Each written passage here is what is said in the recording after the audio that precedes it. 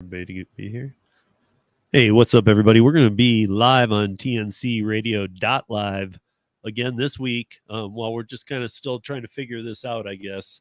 And with me, of course, is Tom Kelly from TNC Radio.live. Tom, how you doing? Fantastic. How you doing? I'm good, man. Oh, goody. So close the Zoom. And of course, we have Rideshare Lisa, but she doesn't have her camera on, so. just wait until I get this all done. Hey, what's up, Brian? How are you? Ouch. Can't believe this dog just knocked me over. All right. Can you see my screen? Yeah, you want me to put that up? No. This is just for you. Well, I mean, if I won't, I'm just seeing a very miniaturized version. I would have to pull it up. All right. Well, so ignore it right now, but it's time to come live here in 3, 2, 1.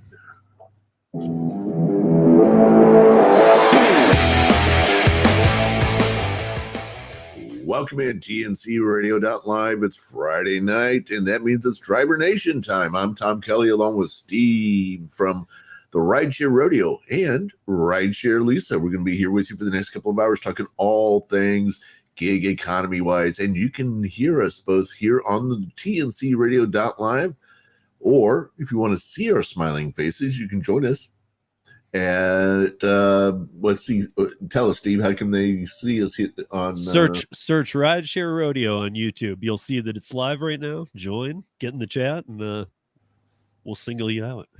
There you go. We're all set then. How about that? Yeah. Now I don't have the camera halfway across the room either, but it also means my hair's a mess. You look good, Tom. You look good. Yeah. Well, voice for radio. What can Hey, Nico. Hey, Tommy. Nico. Hey, what's up, Joe? Let's play DoorDash. Hey, what's up? Hey, ho. Tremaine in the building. Tremaine has a day. What up, freestyle? What? Tremaine has a day and a half. Yeah. Oh, whoops. Oh, here it is. See? He has a day and a half left, or he has till Sunday night, midnight, I believe, to finish up his 30 days of live streaming 24 hours a day. Wow. He's been like I told you, he's been the Truman Show. Tremaine, you want to join us, man? Jump on here for a minute. You should. You're doing your live stream. Jump on here. Do it, man.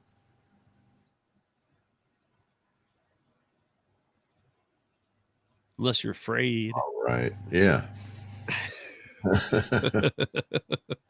And also, guys, I can't pin it, so I'll just have to drop it occasionally because I don't. Well, maybe I can here in a second, but I'm still getting my bearings down. Wasn't just like I caught Tom off guard today. He caught me off guard today, so just kind of putting this. You caught me off guard last week, so I got you today. But there's the link. Anybody can join. And oh my gosh, anybody can join. Right. Yeah, yeah. These are all gig people, so yeah. All right, and you're listening to TNC Radio.live Friday night. That means Driver Nation. So, Steve, for those people who are listening and don't know you, tell them a little bit about who you are, where you are. Yeah, Rideshare Rodeo, UberLiftDrivers.com. Almost coming up on its 6th year now. And Rideshare Rodeo, the audio podcast, Rideshare Rodeo on YouTube, but you can find it all at UberLiftDrivers.com, even the links to YouTube and to the podcast and everything. Then you can find us on every podcast player. And yeah, I've been around. All right. Cool. How about you, Tom? And we've been doing this. Well, I've been around for a long time, longer than you. Not doing this. I just mean on Earth. I've been around. We have a joiner here. We got Let's Play DoorDash, Joe. All right, Joe, what's up? What up, guys? I only got a few minutes. I'm at the campground with the family. Oh, okay, the campground. Right on. Yeah, it's an unplugged type of weekend. Yeah. Who is that? Who was just with you? Oh, that was my oldest son. All right, Joseph Jr. So Joe lives in Michigan, my home state. So he does obviously he does DoorDash by his title. Let's Play DoorDash. Right. Yes, sir. I play that game. What part of Michigan are you in? I'm in the Detroit metro area. I live in Livonia. All right. So I lived there in Detroit for a year. Gosh, I think it was 2008 when I was in Detroit working on a big project there. So. Nice. But yeah, Joe's got a little bit different of a background though. Like he's got a full-time job and really doesn't even need. That's why it's I think part of why it's Let's Play DoorDash because he's able to play, you know, and see what works, what doesn't. Because what is your full-time gig again? I don't want to get it wrong. I'm the foreman of an aerospace repair facility. There you go. Wow. So, you know, that's. I mean, he can take care of himself without any gig hours. So it's almost like his channel, Let's Play DoorDash, actually makes sense. It's like he's playing it. Oh, 100%, man. I'm here to experiment and find the best ways for you guys to play the game. Yeah, absolutely. Hey, what up, Xander? How you doing? So, Man, it's a beautiful day in Michigan. Where are you camping at? We're a little campground called Walden Woods. It's like a family resort campground.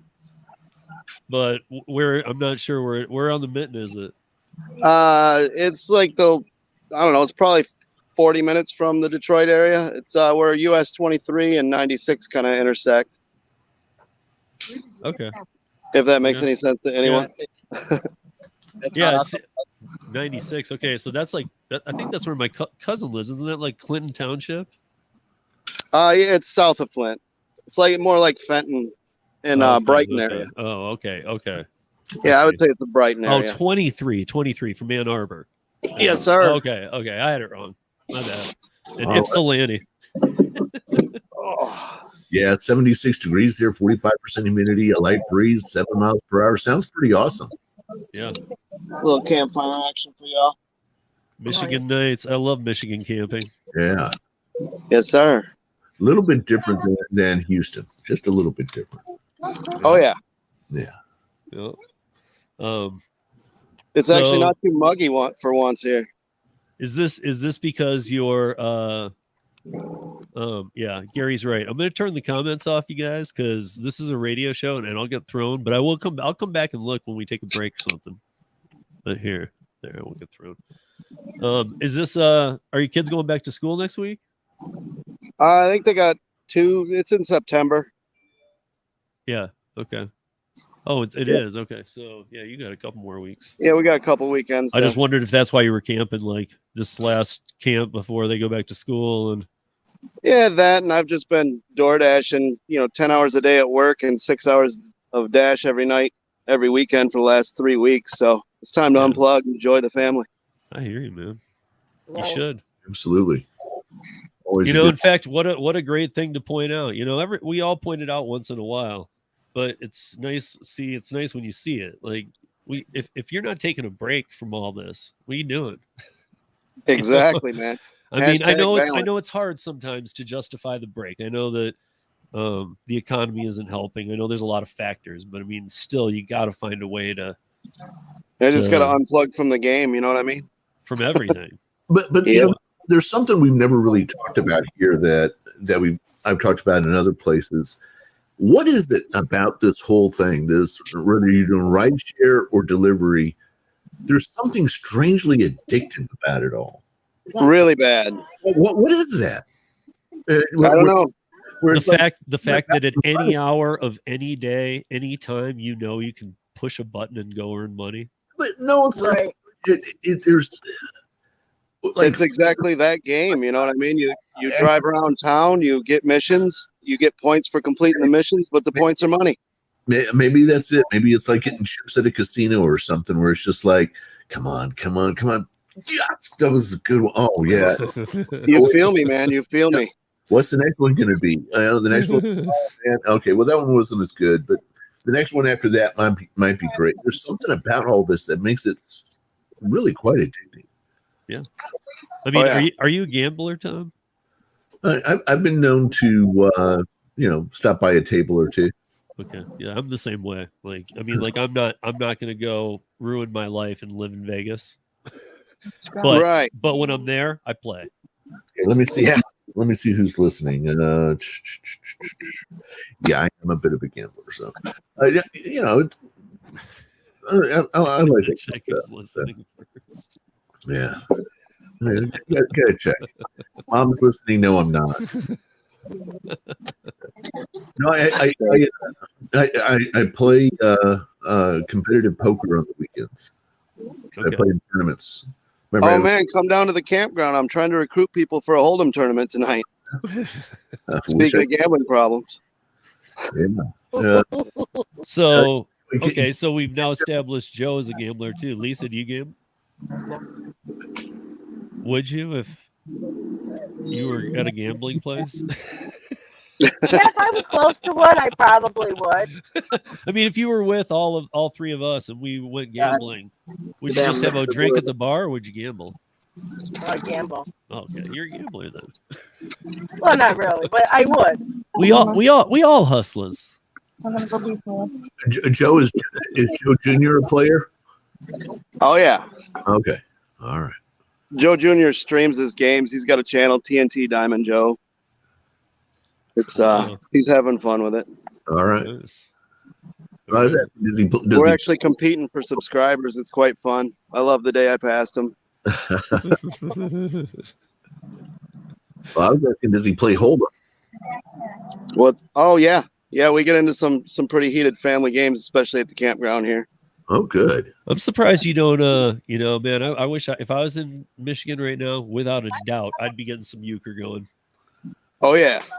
I mean, I don't even. It makes me sad that you're there and able to, and you're not getting a euchre game going. Like you don't know. I live in Colorado. People are like, "What's euchre?" Oh, dude, nobody knows really what it is. If you're not from outside of the state. Wisconsin, and even northern Wisconsin or Michigan, most people, maybe they've even heard of it, but most people are like, "What?"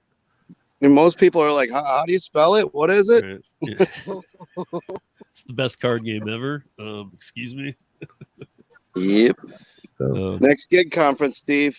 After party. Yeah, but we would just destroy anybody. I mean, you know. I mean, we're two hustlers in the hustler economy who know the game inside and out. Well, I'd be reading your face in about a minute, man. I'd know how to play it perfect. You know. So lead with the Bowers. Yeah. Hey, all right. Hey, well, we're going to take a quick break on the radio side. You're listening to TNC Radio.live. Stay with us. We'll be back in just a couple of minutes. All right, got that going. I can't believe you guys did this to me. Like, caught me off guard. Now, you guys are doing it to each other, but you're doing it to me. No, we're doing it to everybody. I had to come out to my car because I have my phone holder on my car. So my laundry's in there behind the locked door, and I got to text my kid again. Will you come with me again? So I could go put it in the dryer. Yes, but you're so lovely. We had to set it up this way. All right, guys. Well, I'm going to head off and enjoy the family, but I just want to pop in and say hi. If you have time, we'll see you Sunday. Yeah, like I said, we got to be out of here at noon. I'll be home by 1, ready to go. There you go, man. Have fun with your family, bro. Definitely. You guys have a great weekend. You too. Hashtag balance. Yeah, that's right, man. That's right. Hashtag balance. Life balance. That's right. Steve, I think I was in Tom's stream with him for at least 3 minutes before you got there, and he didn't mention this at all. I said, think, well, he thought that I was doing it. Yeah. I think he just thought it was already a done thing. I got what he was saying, but here I'm just making a couple banners right now like this. I want this, by the way, guys. Gary was right. I'm not looking at the comments, but I will jump over to them maybe at the top of the hour, catch up real quick. But this is a radio show, and last week I was getting a little thrown because I was treating it like YouTube, but I'd rather just treat it like the radio. Like I'm not on video. But what's up, y'all? all right. Yeah. Okay, we're coming back here on the radio side, so let me bring us back in over there. And here we go in 3, 2, 1.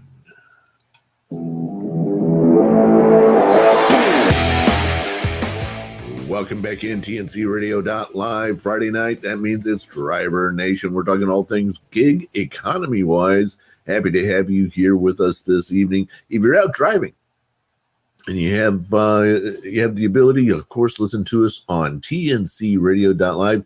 Sitting at home, you can watch us on Rideshare Rodeo. Just look up Rideshare Rodeo, find that on YouTube, and give us a shout out. We'd love to hear from you. All right, so lots of things that are going on, lots of things to talk about this week, as always, Steve. I guess first up, how's your relationship with Instacart?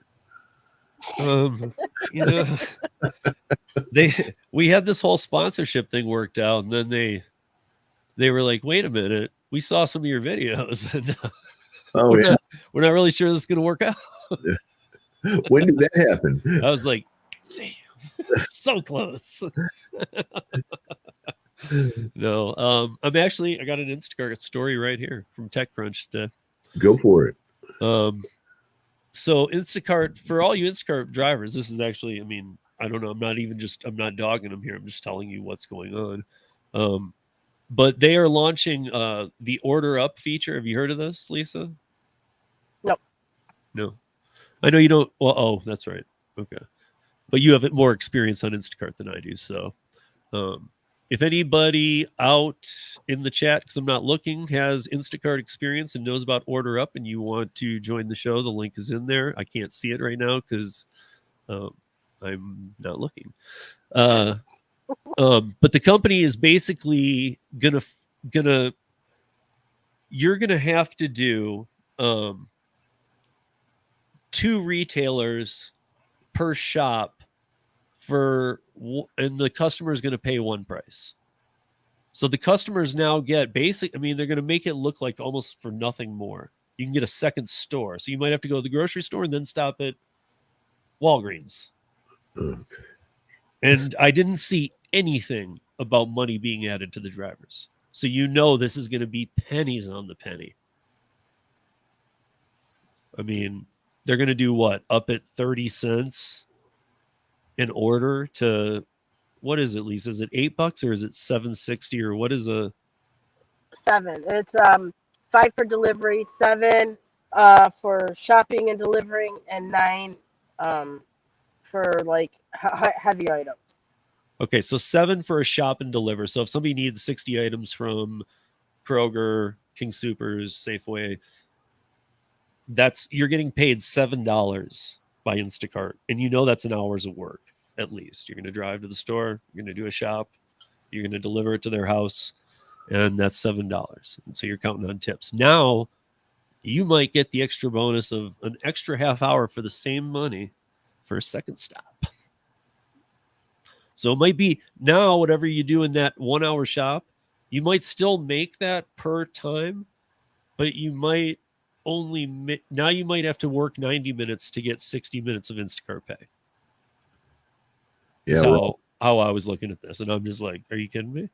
I mean, again, this article is in TechCrunch, so I'm going to try and look for more. But by it being in TechCrunch, I assumed it always does, even if it's meant for an article about like how it's going to be with shoppers, they always mention the workers. TechCrunch is very good about that. Right. And they really didn't say like workers will benefit from this or any of their language like that. So that's weird to me because I feel like this is just going to be what's expected of an order. Yeah. And you're gonna have to take them, I guess. I don't know if Instacart is moving like the other companies, like Uber. A lot to talk about with Uber because Uber's moving to upfront pricing everywhere. Good or bad, you're gonna see the offer. You see everywhere you're going. You're gonna see how much it. I think it's an estimated. It's a range of the pay. And if you guys are going, oh, well, there's where they're gonna get you, but it's like 50 cents. It's like $13.75 to $14.25. It'll say so. The pay range isn't going to break you. I would just look at the lower end. I would look at the amount of time. Obviously, the map, if you're doing Uber or Lyft, you need to know your market. So look at the map, the time of day, and wherever you're taking them, is that where you want to be? Is that a place that you can get other rides? This is what I've been asking for forever. What I do find a little funny, though, is that So like DoorDash gives you, is it 30 or 60 seconds to accept an order? I think it's 60. Okay, and Uber gives you 3 seconds to accept an Uber rideshare order? Yeah, something like that. No, it's like, isn't it like 10? I think it's 10. No, it's not 10. Is it? No, it's 3, maybe 5. Oh, no. It's I think it's 3. I think it's DoorDash is lower 1,000, than 2, that. 1,000. Yeah, it's 3 seconds. Yeah. DoorDash is lower than that because I know when they add a stack on it, my app says 75 seconds. So Okay, I so think that's they a minute double 15. it. So it's probably Yeah. like 30 seconds for one order. But even so, give me 10 seconds on Uber, whatever. Now that you're going to show me full transparency too. But I guess the if it goes through, as I have talked with multiple people, read articles. We had Sergio on here last week, in fact, on the radio show talking about this from the Rideshare guy. And for those of you that aren't fans of the Rideshare guy, I know that I've encountered a handful. You'll be glad to know that Harry is smart enough to employ Sergio, who doesn't agree with him on anything, and is the lead writer for the Rideshare guy. So go, if you don't like Harry's work, go to the Rideshare guy and look up Sergio Avidian. That's the backwards. That's the driver side where he's allowed to write whatever he wants. So, I think people need to I want to pause and say that I think sometimes people need to remember that the Rideshare guy, Harry, is a business. He's not Right. He's not out there for tips and tricks. He's trying to do bigger and better things, and he actually employs like 30 people, you guys. So it's just different. It's, if you don't like him because you're like, hey, he doesn't do rideshare. You're right, he doesn't. But he sure has his head in all the space and is always kind of trying to see what's going on. So it's a different channel for sure. Sure. And the people he employs are all rideshare or food delivery drivers. So but actually, you know what? He actually has some W-2 employees. So, really, which I find interesting and cool. I mean, that's cool. Not everybody, not the writers, but he has. Yeah. Why not? Well, come back to what you're saying before. So this whole idea that we're going to get full disclosure in 3 seconds. Well, I don't know that. Maybe they're going to change the time, but why would they? I don't think that'll change. It's going to be 3 seconds or whatever it is now. That's what it's going to be. So here's everything you need to know about the radio station. All right. To get it all. I mean, it's the same thing it'll be the same. Well, if it's longer than 3 seconds, it'll be the same thing that we're used to seeing, like whatever. When you have Uber on and the ride request comes up, you see the fake name and the picture of their dog. But how am I supposed to do that while I'm driving? Yeah, I don't know. Gary's apps, Gary'sApps.com. Did you hear that, Milton? Yeah, there you go. Yeah. You get that near the end of the drive. You're just about to pull in front of the guy's house. So I'm looking on where to park, and I'm trying not to run over his cat. And the thing pops up, and more often than not, I just say yes. Fine, whatever. Or if it's late enough and I'm about to quit anyway, then I'll just say no without looking at it. And maybe it's exactly what I want. So I don't know that this is helpful to me. Well, how often some markets are a little ahead of their time too. Since 2020, some markets have been almost to this full disclosure-ish thing that they're doing. First of all, I am a deep believer, as I know Tom is, and I know Lisa is too, with Uber, reading about it in 100 articles doesn't mean anything to me anyway. Show me that this is going to be the new system. When I see it's deployed and that you're going to keep it, then we can start really dissecting it. But at this point, even though it's going from just test markets to the nation, let's see it be there in 2 months, and then we can start picking it apart. But yeah, supposedly for me here in Denver, I don't get all the information I need. This would show me where I'm picking up, where I'm dropping off, say the distance and the route they'd like me to take, but I might know a better one. That's fine. And it'll say the full amount. So I can say, here's the other kicker that I did not add, is that we've all kind of been juggling with this. Like, well, they shouldn't be able to. Well, they do. Not in this market. Okay, but in this. there is going to be no more. Well, I mean, they might show it. I don't know, but it doesn't matter how many you decline. No acceptance rate. It's not even going to be the California rule of, hey, if you don't take 5 out of 10, you got, or if you don't take whatever it is, you got to do the 5 of your next 10 before you'll see full transparency again. There's no games. They're going to show full transparency, but acceptance rate no longer matters.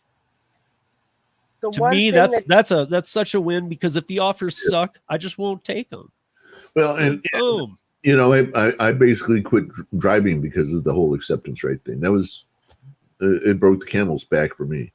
Yeah, I walked away from it for a while, but I'm anxious to get back in and not have to play that game.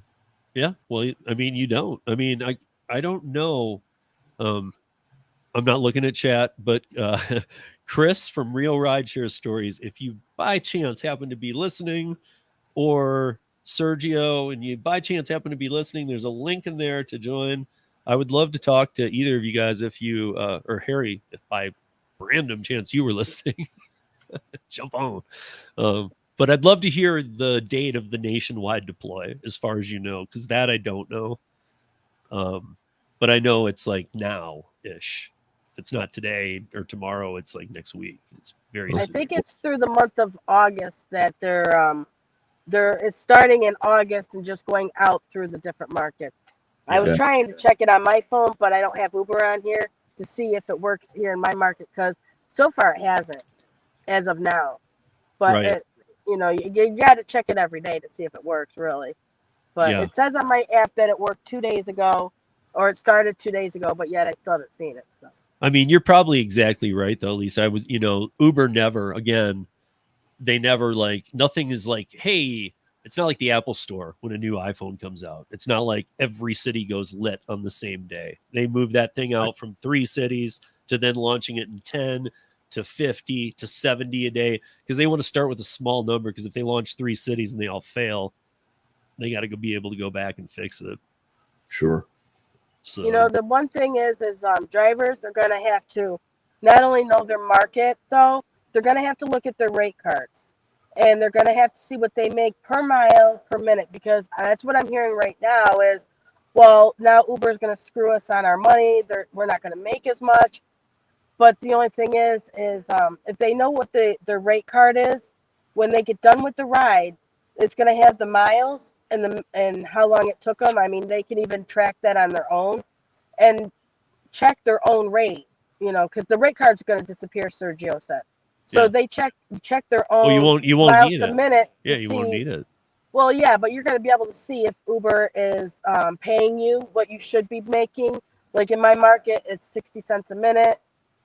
15 cents. Well, I mean, that's exactly. That's very simple. I mean, you could accept the flat rate offer, which is how I'd rather see it anyway. Show me what I'm being paid, where I'm going, all the details. I know what that is really like. I don't need to even read Uber. Uber says this is 30 minutes. I'll know that that's 22 minutes this time of day. I know a route or whatever. Like, I got my own thing down. So I can look at that, and I don't even need to look at the route. I just need to see the pickup, the drop-off time of day, and how much I'm being paid. And I can say, well, no, I don't want to be in that area where I'm dropping them off, because I'll never get a ride out of there this time of day or whatever. But at least it's fully in my hand to grab it. And then at the end of a ride, I can compare it to our rate, which is actually worse than yours, Lisa. It's actually 55 cents a mile here for UberX, and it's 10 cents a minute, maybe 11. I don't remember. Wow, that is. So what does the passenger see now? Do they see a flat rate? Yes. Yep. They always have. Right, but no more line items and stuff. Just here. $25. Okay. But you know what? Like in New York City, I've driven in New York City. I haven't been able to do Uber, but I have done food delivery. And where you go, like the speed limit's 25 miles an hour. You can't turn right on red. And with all the traffic, it takes you, I mean, to get down the street, it could take you 10, 15 minutes just because of how busy it is.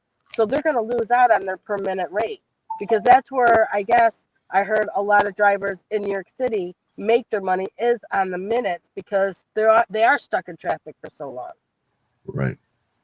All right. Hey, we're going to take a break on the radio side. We're going to be back in just a couple of minutes. You're listening to TNC Radio.live. It's Friday night. That means Driver Nation. We're talking all things gig economy. We'll be back in just a few minutes. Stay right there.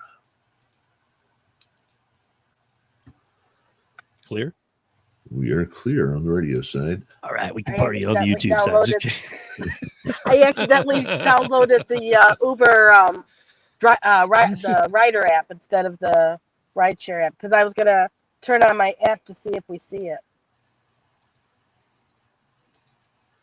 Yeah, so now that we're on break, Gary, if you noticed, I did what you said because you were totally right, man. That's what happened. I wasn't paying attention. I forgot that we were on the radio. So now that we're on a break, I'm really quickly just playing catch up here.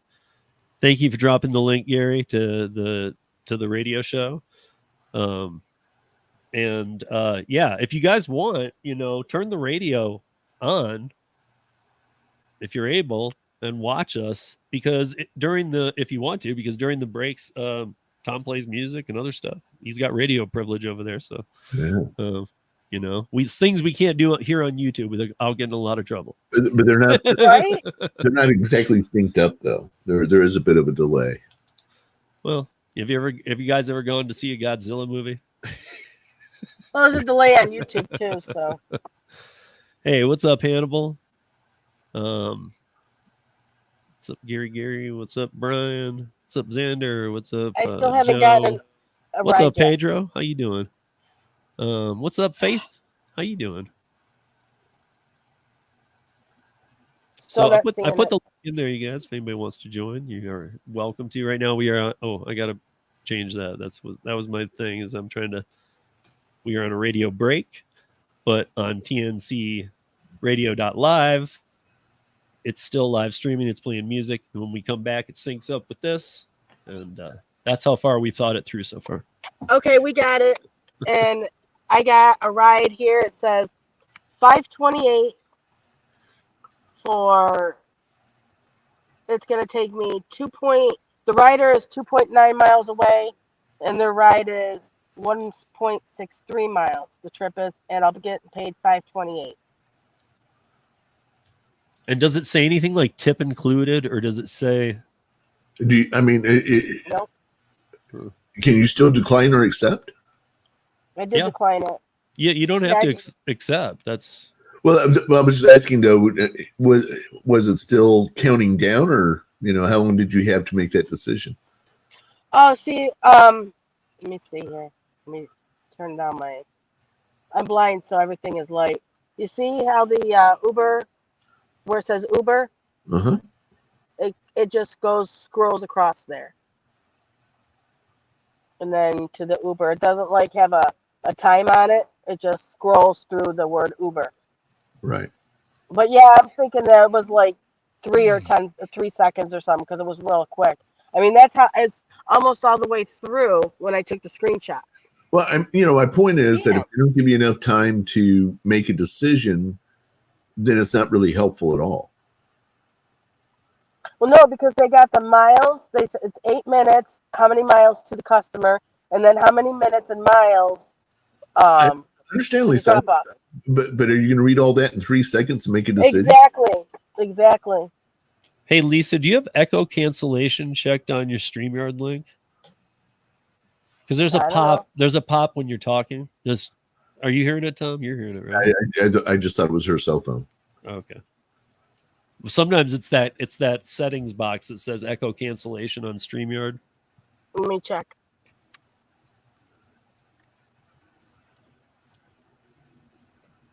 Yeah, I'm hearing it when she when she talks at the beginning of I have to check.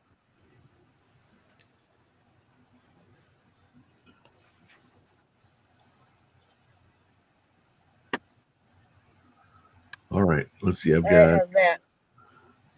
went extra long on that one, so we've still got 1 more minute left before I come back. Well, we got it now.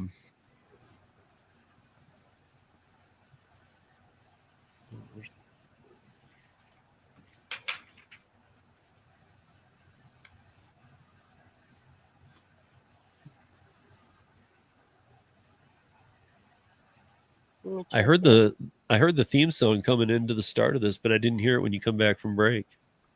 You didn't? It was there. Oh, That's weird. I just heard it the first time. Huh.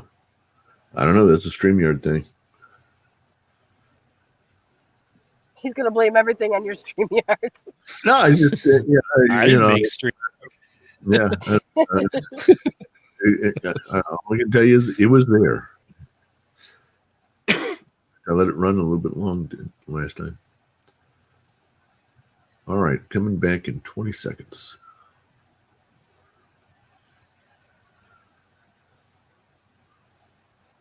No, skip over that. Let's go on. All right, guys. Do you remember that? What up, Gary? Do you remember that I'm not reading the comments when we go live? Gary'sApp.com. Hey, Gary, I thought you said you couldn't join us. And here we go in 3, 2, 1.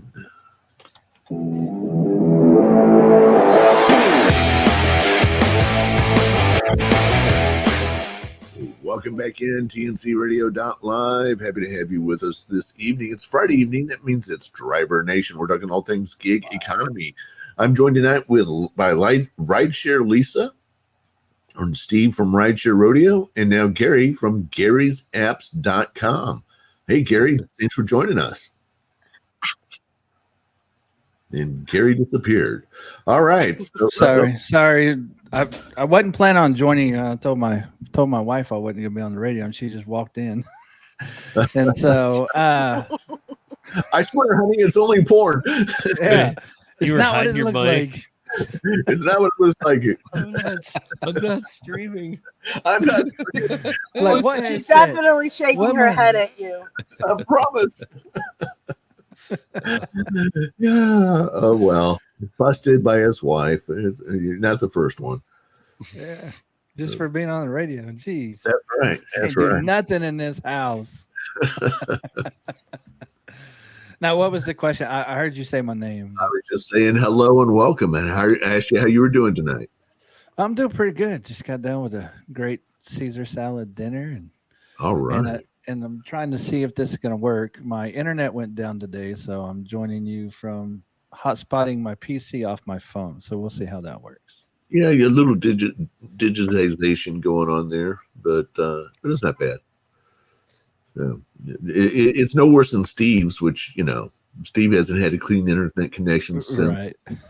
Right. What is this? What? It doesn't. It looks perfect to me. Yeah. You wish that's how it froze. It's never freezing that good. You got one eye half open, one eye quit.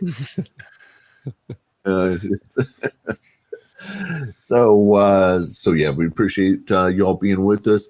Lisa, you're up there in New York. What's the weather like up there for you today? Absolutely gorgeous. It looks gorgeous back there. It is absolutely beautiful today. No wind, no humidity. It's just beautiful. Finally. Yeah. We've been hitting storms all day long here. Let me see how we're looking right now. Oh, we might be okay for a couple hours. So, but nobody's complaining here. We need the rain. But did you guys see the rain? We were talking about gambling earlier. Did you guys see what was going on in Las Vegas earlier? We're talking about with the flooding. Oh, the flooding. Yeah. Yeah. Oh, yeah. Man, that was crazy. The city doesn't seem like it's built very well. Well, it's not built for rain, that's for sure. I mean, what a mess! Cars just floating down the street, like half a dozen of them. Just at least it'll flush out that underground tunnel village people that live under the streets of Vegas. You know about all that? No, not at all. Oh man, there's some really good YouTube documentaries on this. And I asked Roy about it, a friend of ours that lives in Vegas. He's like, "Oh yeah, that stuff's real." What? What are you talking about? So like these people live in the sewer system. There's like a community, what would look like a science fiction movie almost. of like people down there, and documentary crews Yeah, have gone down and stuff. What was the movie? Oh shoot, with Wesley Snipes and Sylvester Stallone. You know what I'm talking about. Kind of. Somebody type it in here. Wesley Snipes, Sylvester Stallone. Anyway, there was there were a whole group of people who lived in the sewer system under the city. Yeah, it's I mean, it really is real. And like one of the documentary one that I watched was like 30 minutes, and one of the main entrances is on the same if you know how blocks work in Vegas. I know you do, Tom, but other people listening, if you know how blocks work, they're extremely huge. They go all the way back to the highway, and some of them go under the highway because they have a service road that runs through them, and then they continue on the other side. But when one ends, you have to take these bridges and stuff. But on the block that Caesar's Palace is on the same side of the highway as Caesar's Palace, is like one of the main entrances. Tommy says Demolition Man. Yep, he's got it. Thank you, Tommy. So, but yeah, I mean, there's these people that live all under there, man. There's a lot of them. I had no clue. Some of them are gambling addicts. Some of them are, I mean, it's not just the homeless. It's a scene down there. I mean, I guess they're homeless, but you know, it's not like what every other city sees. It's a little bit different. Yeah, gotcha. So it's like people, you know, homeless people in suits. Yeah, I mean, my guess, the documentary was talking about it. That's where like a lot of the exchanges of like human trafficking go on, the actual exchange. So it's just kind of like, think of it like the dark web. Yeah. Of reality, or you know, of the world or this country. I don't know. The underside. Right, something like that. The underbelly. The underbelly. There you go. Yeah. So I was trying to find a different article on this today, but I did. The only one I could find was U.S. flexible work. I don't know if you know about the flexible work bill, but it is the gutted inside out version of the PRO Act. It is what should be enacted. Right. I don't know. We're gonna have to wait and see after November, kind of thing. But the U.S. flexible. So this is the headline of this one, though. U.S. flexible work bill would spell disaster for rights in gig economy. So obviously, we're talking about unions now and other such things. Did everybody literally just bail on me in video for real? No. Well, I switched off my video thinking it might help with my connection since I'm using the mobile network. Probably does. But so get this. So obviously we can tell where this is coming from. It's a union piece. You know, it's it's going to be based around the unions, and it is. I mean, it's talking about the people who want unionization, or at least a PRO Act in the temporary time till they get it. And it's that kind of article. But here's my issue. This article is in humanrightswatch.org, which is hrw.org. Now, this website is pretty well known for actually covering human rights around the world. Yeah. Not how a couple gig economy people feel about unions. Interesting. And the weirdest part is it's really not, you know, you'd think, okay, well then the angle better be worldwide. You better not just be talking about the United States. Well, they are just talking about the United States. I don't know. It's crazy to me that here's my problem is that hrw.org, okay, the humanrightswatch.org. This is where you go if same thing we were just talking about, child or human trafficking, even big issue things. This is their website, and this is an article on it. This article has no belonging on here at all. It's written about the United States. It's written about, hey, if you don't want the PRO Act, here's this flexible work bill. You basically opt out of it, and that's your decision. If you want to work independent, you can. Great. That's what I want. Sign me up. Hand me the paper. I will sign it right now. Yeah. As would a lot of us. And maybe that's what they're getting to as well, is this gives you an individual freedom that you don't have as it exists right now, especially in California. Yeah. I mean, I don't know. I just found, when I found it, I started looking for more because I've already read up on the Flexible Work Act. That's everywhere. You can find that on the Hill, all over UberLiftDrivers.com. I've probably got 5 articles on it. But this one it caught my eye because it came up. It's written today, and it's, the subtitle to it is "Workers Need More Protections, Not Less." Well, okay. I'm actually starting to majorly believe in these portable benefits. I don't think the companies out there doing them are doing a good job at all. And they're getting represented as complete junk. And I understand there's probably a lot of hurdles and even a lot of red tape to do these type portable benefits. And how do you keep them longevity? And, like, how are people going to be able to count on them? Who are these companies?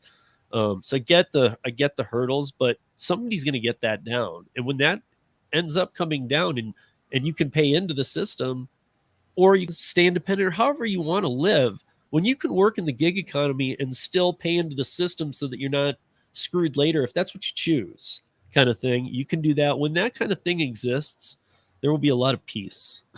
Sure. And everybody can go about their lives. And guess what, guys?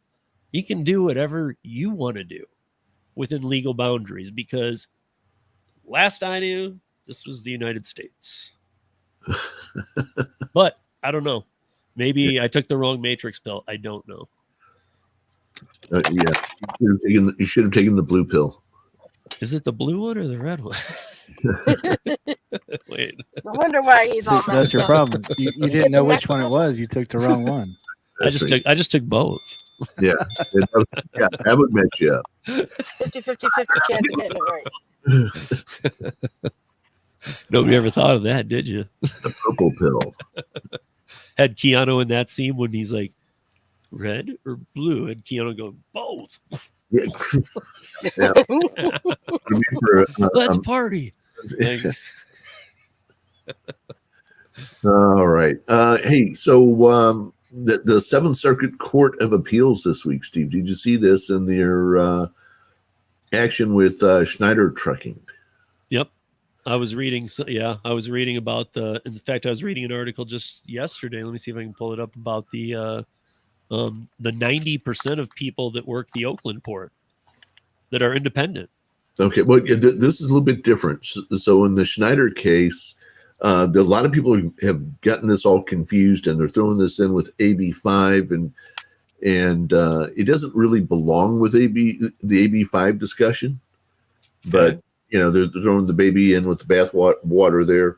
On this, they definitely. Sorry, got my system messed up here. On this one, they definitely. The court might be right on this. Okay, this is a different situation. This is the guy leased a truck from Schneider in a lease owner program. Okay, while under the lease owner program. So in other words, he's paying off the truck, right? Yes. Yep. And as a part of that, he gets paid to do their routes. So they say, go here, go there, do this, do that. He has to do what they say. This is all part of the deal of getting the truck. Now, we can sit here and say, wait a minute, a lot of these lease owner things are ripoffs, and when you're done, you paid a lot more for a truck than if you just went out and bought it. True. Okay, that's not the court case here. What this guy is coming back and saying is, you have treated me like an employee for 2 years. I've had to do everything you told me to do. I'm not allowed to take other orders. I'm not allowed to do other things. I should be the same as any other Schneider employee, because Schneider's got a lot of W-2 employees, but they also have these lease owner contractors, and the contractors should be treated like employees. In this case, I think the guy's got I think he's probably right. Yeah. I mean, it's, but people are saying, "Oh my gosh, the AB5 out of control. This kills everything in trucking and all this." It's like, no, it's not. This is a specific thing. Does it kill the lease owner model the truckers have? Yeah, Yep. It does. But I don't think this is. This has nothing to do with the ramifications of AB5. did you see this on was this article on California Globe? It was all over the place. It was obviously I look at. Yeah, I know. I just was wondering because I had seen something, but yeah, I'm looking right now at an article that I was kind of talking about too. Sorry, we were kind of both hitting it from different angles though. These union sponsored AB5 hits the independent truckers, and I was so 90% of the 9,000 trucks that service the Port of Oakland are independent contractors. Right. So what is that? 7,000 or 8? Is that 8? I don't even know. I mean, Yeah. it's gonna be like 8,000 and change. Yeah. But so now, I'm looking for it's really small print.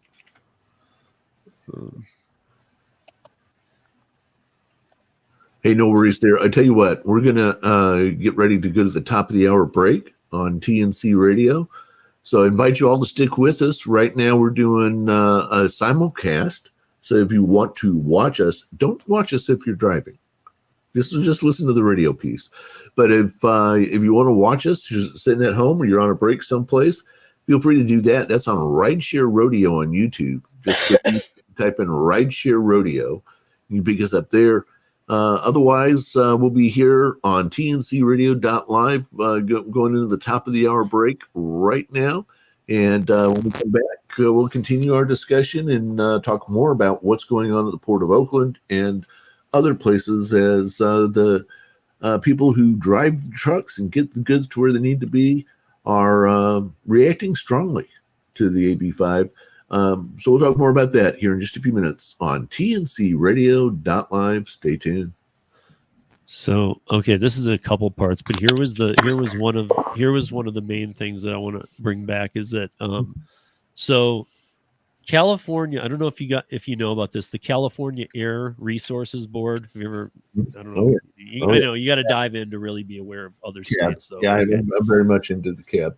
Okay, so is now so they have a thing now because of their clean rules that semis and diesels can't be before 2000. You have to be 2010 or later. Starting for the electronic logs. Starting in 2023, January 1st, to be on the road. An estimated 40,000 trucks will have to be retrofit before they can re-hit the road. They're legal now. I mean, none of them can have the manual logs. They have to all be electronic now. Mm-hmm. They've all been electronic, but this has nothing to do with the logs. This is all about emissions. Yeah, this is It's going to put forward. They've now taken the independent contractors, screwed them, but now they're going to put 40,000 more truckers out. You kidding me? Yeah. Is that you said that is because of the emissions and stuff? I'll be right back, guys. I'll be right back. Yeah. So it's dude, this is a whole list of stuff here. I can't put it in this chat.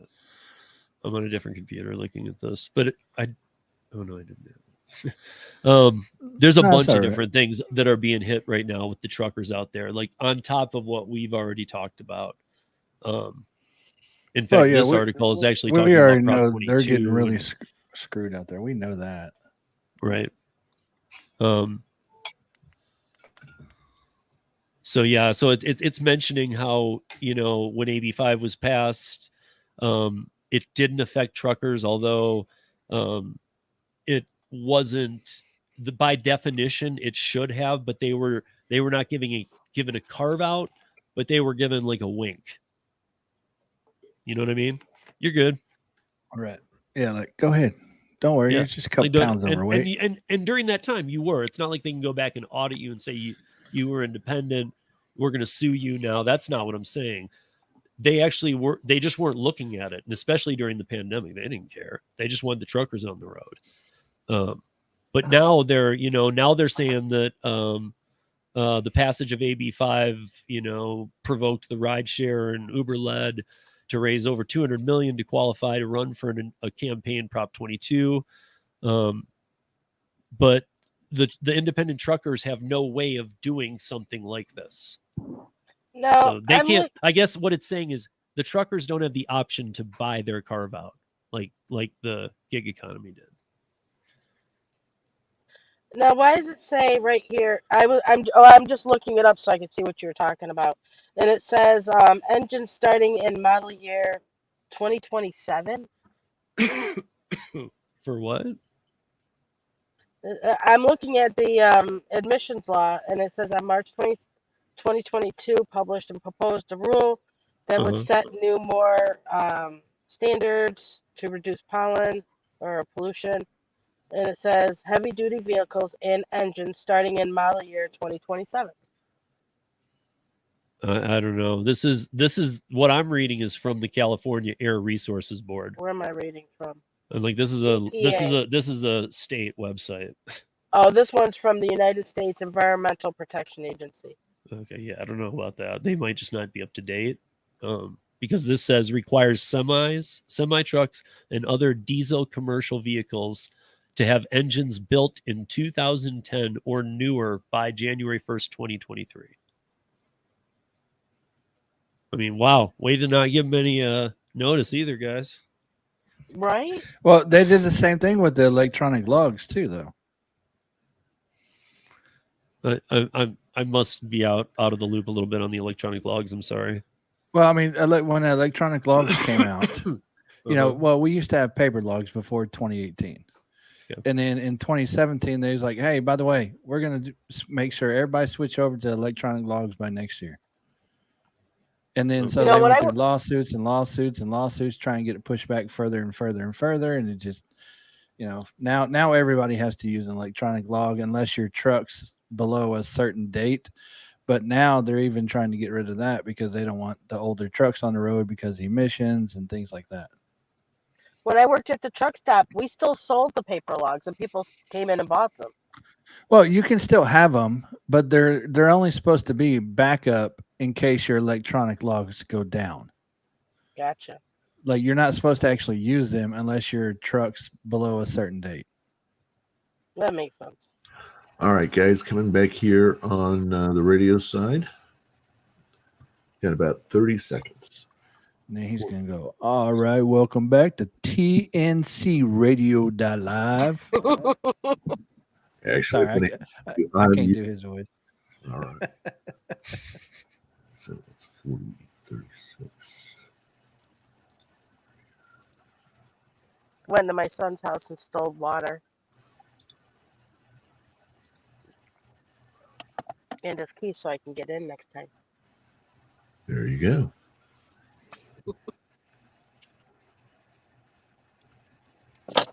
Out of Lund Company wishes you a safe and happy summer. All right, here we go in 3, 2, 1.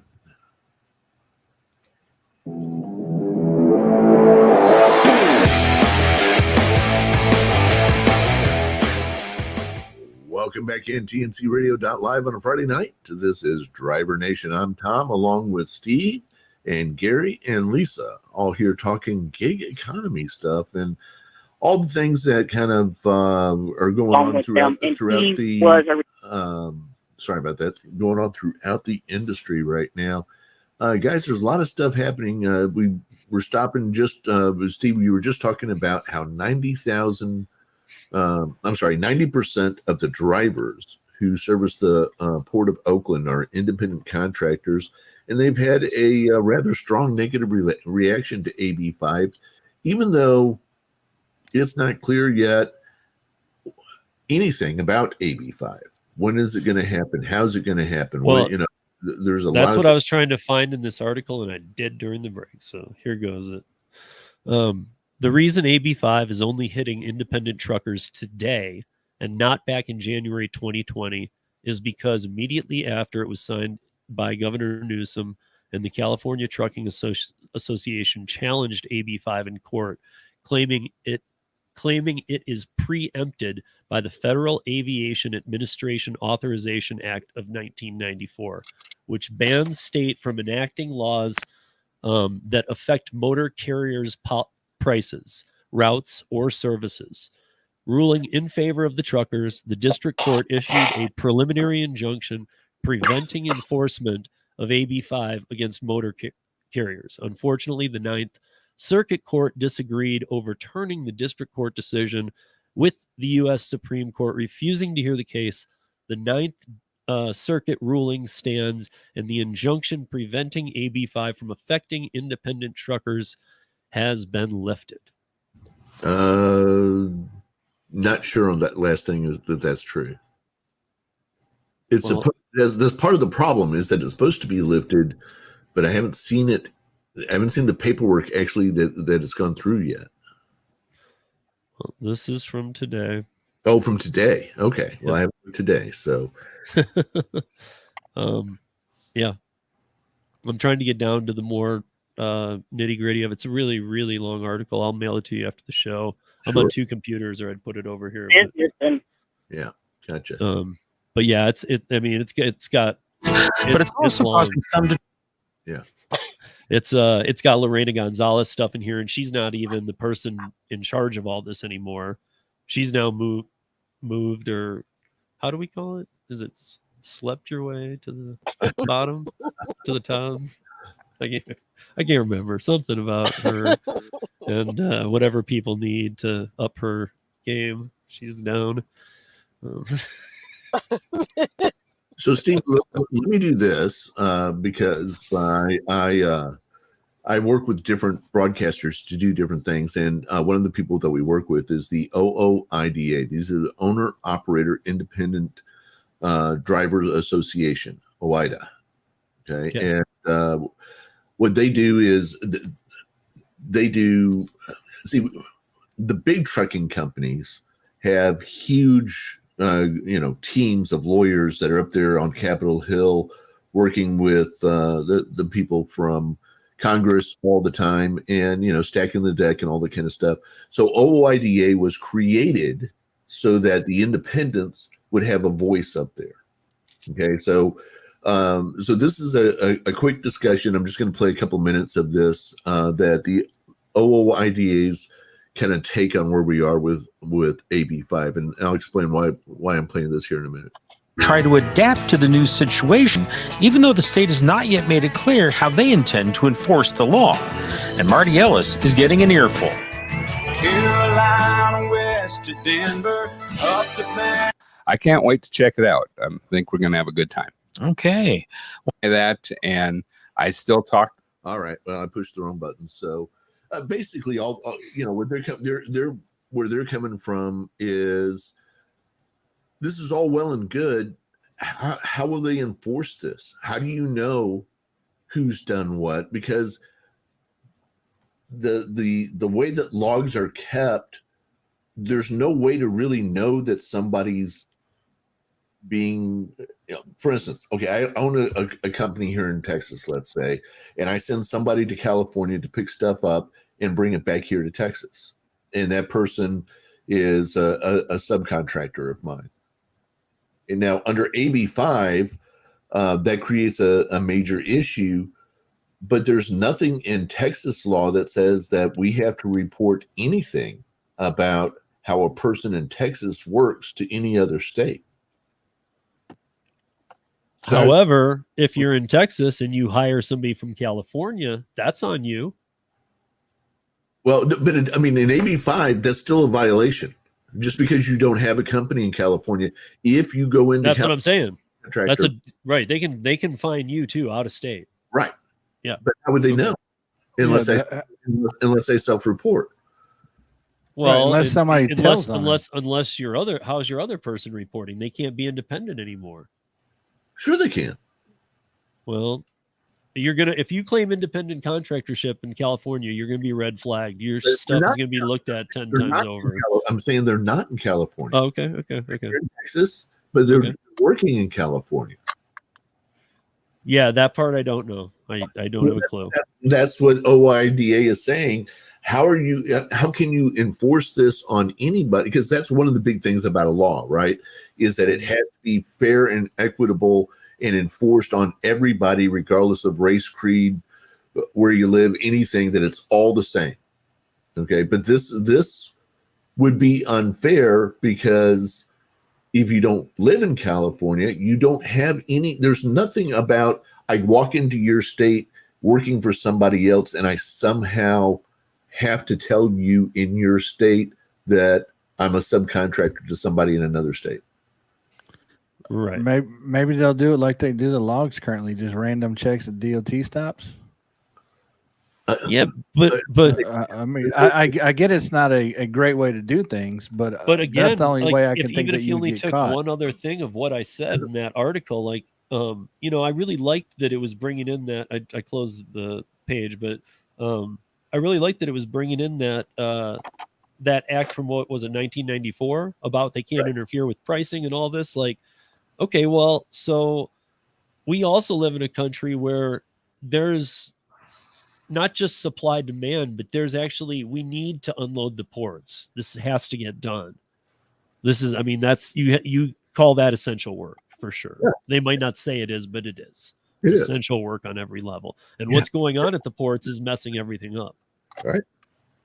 So I don't know. I mean, like, you're going to, and what, you're going to be that big of a hypocrite in California and say that, well, these guys can come in from Texas, but because you live here, same status, you can't take them, but they can. That's what I'm saying. They can't do that. Well, and there's no way to stop people. You know what's weird is the word "can't" sure gets broken a lot. But I'm saying they you can't do that. Well, I'm gonna do it. Look at Uber. It's not that they shouldn't do it. It's like there's nothing.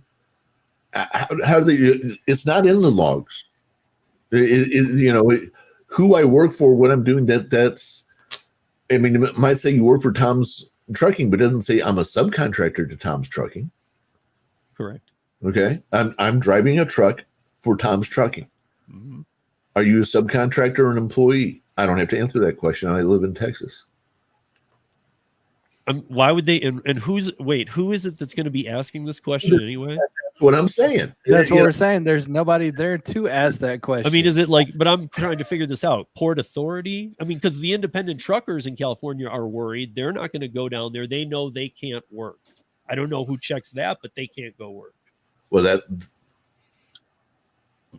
up until today, the injunction wasn't there. So now that the injunction is actually there, this becomes real. And like I've said before, the only way I think you fix AB5 is to burn it. Do it to the absolute letter of the law.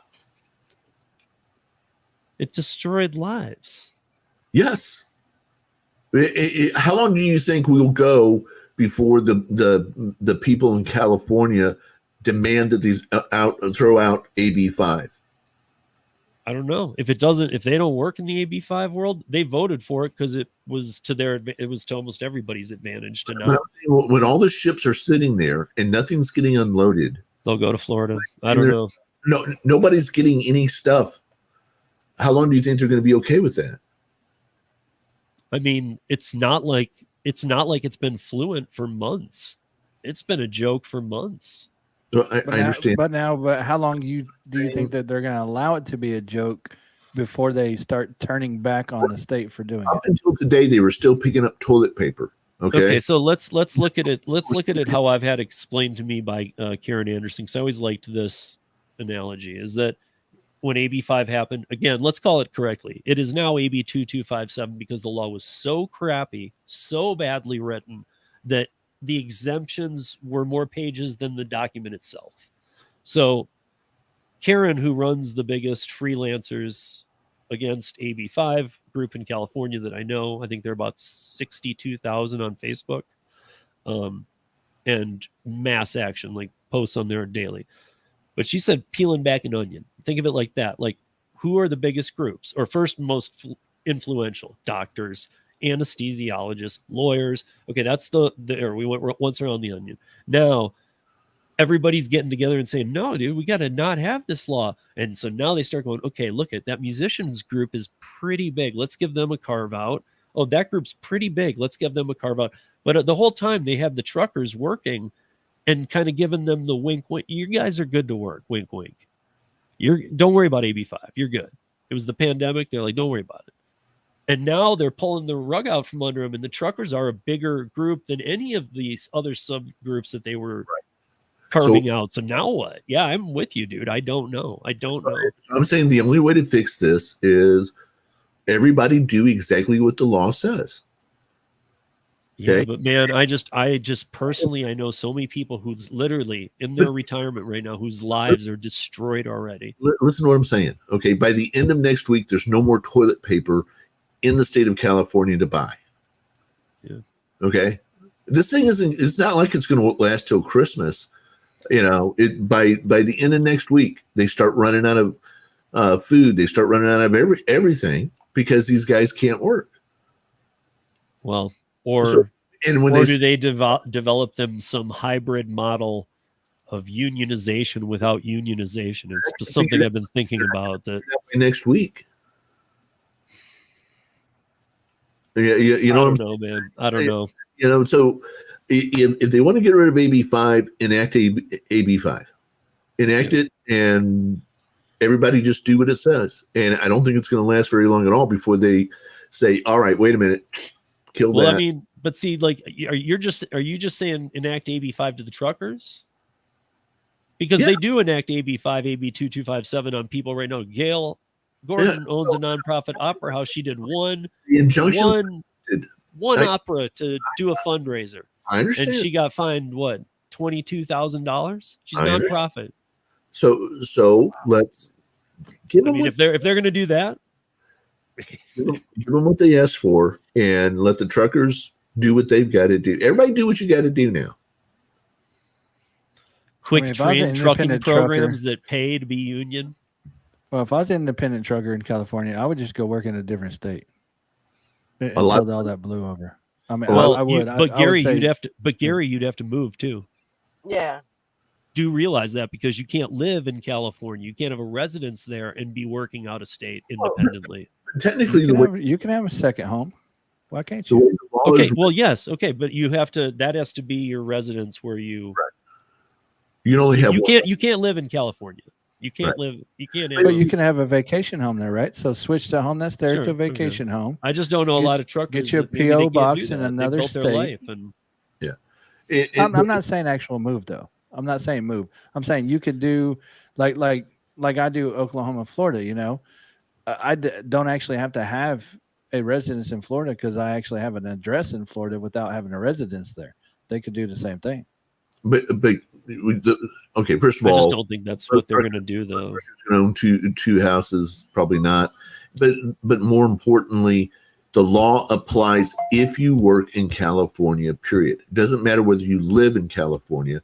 If you work in California, the law applies. The problem is that if you don't live in California, there's no way for them to track who you're working for and whether or not you're an employee or W-2, because that's not the way. Except for when they tax the company that pays you from California, because they will have to claim you as, oh, well, he's independent. Well, that's where what I'm saying. Yeah, but that's where it's getting all messed up. But that's the problem. That even you in Texas, if you're going to go pull a job for somebody in California, unless they're not doing their taxes or they're doing illegal stuff, they're going to report that. And then how do they report it? They have to report it as independent. Yeah. All right, for cash on pickup. We're going to take a turn everything in California to COD. We're going to be back in just a couple of minutes. You're listening to TNC Radio.live Spirited Discussion tonight. We'll be right back. Stay tuned. All right, guys, we're out on the radio side for a few minutes. Awesome. Steve, we're in violent agreement. I said we're in violent agreement. I'm just saying that they need to do what I think that you and I just get extra heated up about this topic because we care. Yeah. You know, what happened with the Opera House is 100% bullshit. You know, it's Oh, I know we're in agreement over all the AB5 stuff. I just, you know how it is, dude. I get heated, you get heated. I mean, we're those in the YouTube world right now that are listening into this know that Tom and I, this isn't a show either. We just get that mad about this. Yeah. It's just, it's maddening. Rodney lives in California, you know? What do you think it's like on the ground there, Rodney, right now? Like with the truckers, do you notice anything? Are you I mean, I don't even know. Are they? I know you do gig work, so are they on your radar? Like truck stops? Are they emptier? Do you see protests? Anything like that? Just curious. Hey, what's up, Cruisin' Dasher?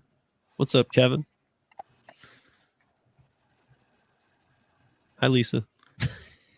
Hi, Lisa. Anybody see her about to spit her water out on the window? No. I was choked on it. I see Gary was laughing at me. I was like, okay. And Lisa, you're on. There we go. There we go. Uber up front started in Brandon's market. If I'm correct, Brandon is in North Carolina. So he just hit his market.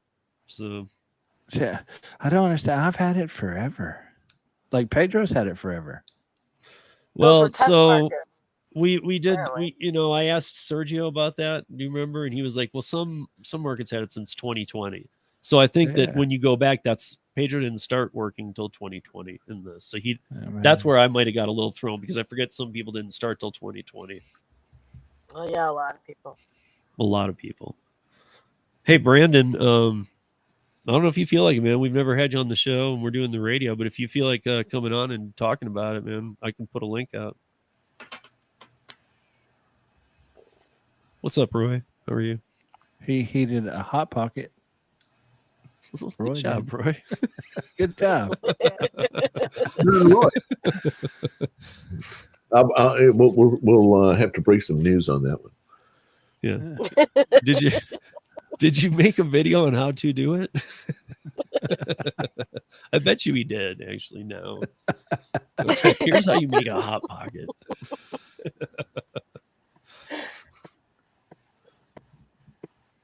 All right. I'm going to skip my news there and come right in. Oh, no, that's only 1 minute. Let that play. That's good. There's a word back from our guy in California. You know something that I think Tom was onto something, but what if because a lot of people have families in other states, use their state as their house as a residency. Again, working there, you're gonna have to answer the question. Yeah, I mean, what if you live in Nevada? So if you live in California right now and you're like, I'll move to Reno. Okay. Well, I mean, are you still going to work in California? Because if you as are, a truck driver. Well, no, as a truck driver, I never went to California. Never. I went one time, but I'm and then saying there these was so people much who issue. I live was there like, no. and know it like the back of their hand, have been doing it forever. Just like the people who got crushed by AB5, 40-year people in freelancing markets who lost six-figure incomes just because it's not allowed to be you're not allowed to own your own business and everything that this country's founded on. All right, guys, coming back in 15 seconds here. I'll explain in 15 seconds, 13 seconds. No, you'll explain in 18 seconds. You will wait, young man. Don't put the OBS on.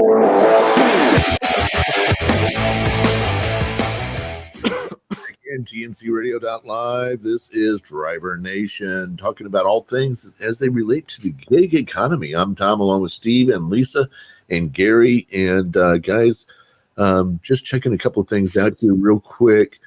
And let's see, what have I got here? Oh, yeah. Hold on just a second here. We got breaking news coming in to us right now from YouTube. Roy has heated up a Hot Pocket. Congratulations, Roy. We want to thank you for sharing that information with us. Again, Roy has heated up a Hot Pocket. One of the biggest things that's happened all day. Yeah, we're good on that. Thank you very much. Because you never know. Yeah, big applause. Big applause. Yeah, we're good. Thanks, Roy. So, all right. Hey, we're back and just having a little fun with you there, Roy. So yeah, Steve and I were ready to go to blows, but not at each other.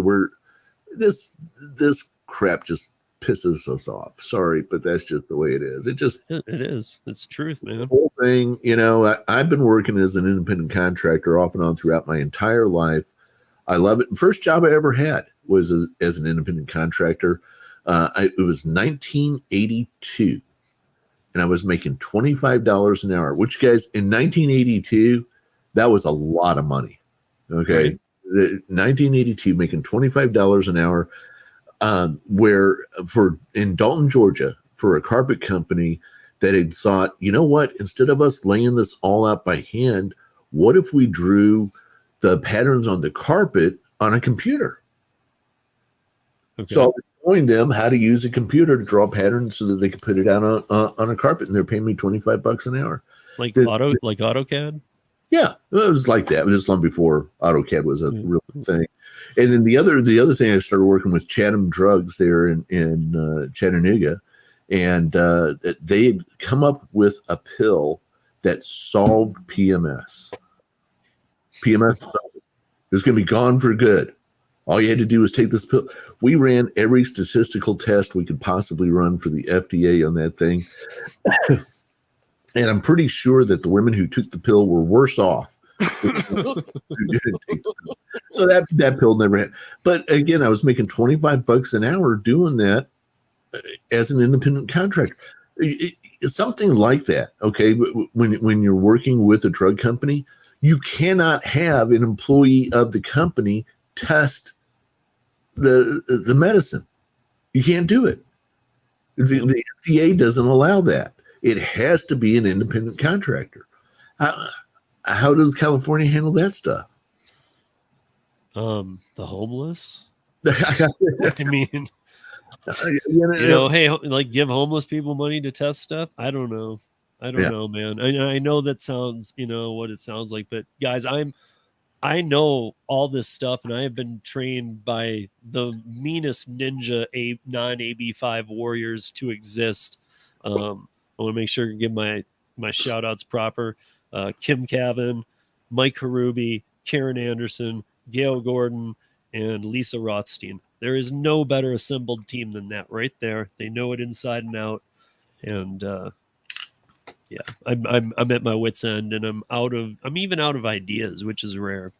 Like it's almost like Tom said, even if it's not enact AB5, like with police dogs going up to your door, like kind of militia style. But I mean, we're at a point of, okay, let's see what happens. I mean, it's nobody's going to make a difference now. I mean, the truckers are, but it seems like this waited out game is really going to be a waited out game till it's a problem, or a bigger problem than it already is.